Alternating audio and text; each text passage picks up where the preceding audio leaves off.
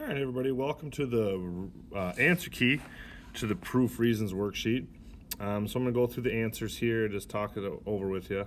So number one, if you take a look at what we're trying to prove, we want to prove that AD is congruent to CD. Well, notice my picture, I have AD is congruent to CD, which that means that that answer was given.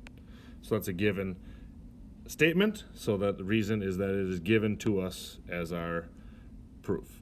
If you look at number two, I want to prove that triangle KMB, K to M, make up the right angle to B, and then back up, and then triangle ZAT, so ZAT.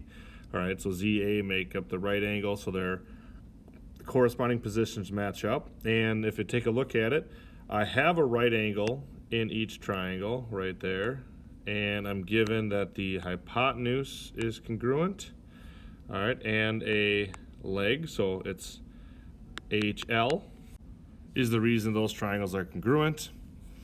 Moving on to number three, I want to prove that angle C is congruent to angle B. I'm given segment AB is congruent to segment CB. So then to prove that these angles would be congruent, I would use the base angles theorem as my answer. Moving on to number four. On number four, we're trying to prove that angle M is congruent to angle O. In this triangle picture, notice I have segment here congruent to segment there. I have this segment congruent to that segment, and this segment congruent to this segment. So I have congruent triangles by side, side, side, but that doesn't tell me that my angles are congruent. So to get congruent angles, I would have to say CP, CTC. The corresponding parts of congruent triangles are congruent. Moving on to number four, angle 1 here is congruent to angle 2. Notice that we have a set of parallel lines right there, and it's cut by a transversal. So if you take a look at those angles, we have in this case that those are corresponding angles. So corresponding angles with two parallel lines cut by a transversal would prove congruence. So for our situation, we can just simply say corresponding angles. On number 6, we are trying to figure out triangle TOP is congruent to triangle AWH. And let's take a look here. T to O is a single mark, O to P is a double mark, and P to T is a triple mark. Does that work? A to W is single, W to H is double, and H back to A is triple. So they are congruent, they're corresponding, so I can say side, side, side is the reason those triangles are congruent. All right, moving on to number 7. Y is segment OM, which is right there, congruent to segment OM, which is also right there. And that is because it is this exact same segment. So the reflexive property is the reason that they are congruent to each other. On number 8, angle TQS is congruent to RSQ. And if you notice, I have this line parallel to that line with the transversal coming between. And if you look at those angles, I have right there and right there. Those are alternate interior angles. So you could write out alternate interior angles, or you could write AIA as alternate interior angles as well. Moving on to number 9, angle 2, which is right there, is congruent to angle 4, which is right there. And they are congruent because they are vertical angles. I don't have the space for 10, and so I don't want to zoom out, so I'm going to move on to the next slide.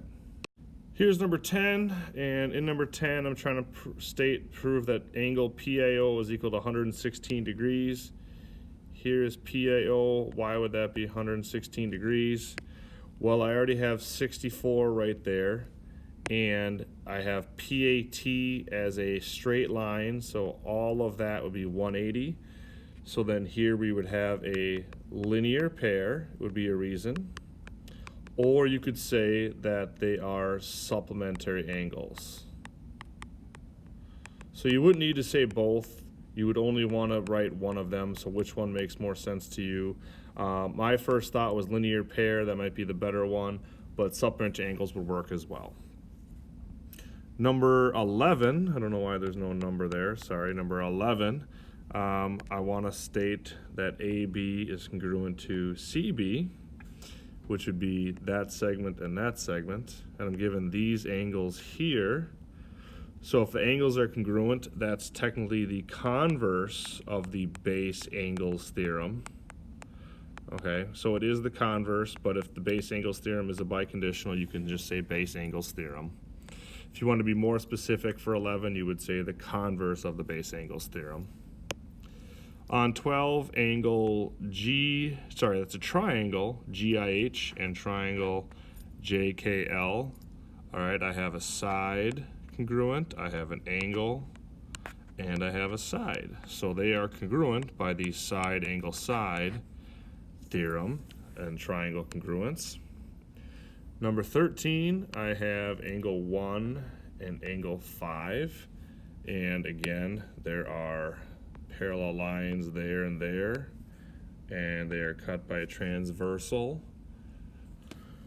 All right, and so if you take a look, you can see I have my alternate interior angles again, AIA. 14, angle ABC plus angle CBD is in fact equal to 90 degrees. And how would I know that? Well, they add up to this 90 right here. So in this case, I have complementary angles.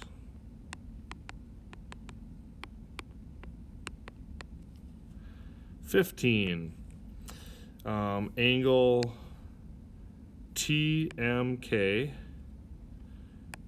plus angle AMK equal 180. All right. Well, if you look at it, notice that they end up making a straight line. So again, that is a linear pair. I would use linear pair on this one, not with supplementary because I don't know their angles, but linear pair is the best answer on that one. On 16, we are looking at, I have an angle, a side, and an angle. Do I have that matching up there? 1 mark, 2 mark, yes. So those triangles are congruent by ASA. So it's important that you have these labels here because in this case they're triangles that I'm trying to prove congruent. And if I'm trying to prove triangles congruent, there's only 5 options. So then I would know to limit the number of things that are possible. Moving on to 17, I'm trying to find angle J is congruent to angle B. All right, well, I only know this 90-degree angle right there, but I also can see, all right, well, there's a hypotenuse and a leg. So I have HL, but HL proves that triangles are congruent. How would I prove that angles are congruent? Well, then I would use the CP-CTC. CP-CTC is always used after you prove triangles congruent, so that's another thing that can help narrow down your list. On 18 is a little bit different because it doesn't look the way we normally label triangles. B in the middle just means I'm calling that entire triangle B. And with this C in the middle, I'm calling this entire triangle C. All right, and notice I have an angle right there. I have a second angle right there. And then I have a side marked. Well, then I would prove those angles are congruent by angle, angle, side. 19, I have that MP, which is this segment here, bisects angle, I'll use a different color, AMO, so AMO is there. And then I have that angle AMP, which is this angle, and PMO, which is this angle, are congruent. How do I know they're congruent? Well, if this is a bisector, then this is the definition of an angle bisector. And lastly, number 20,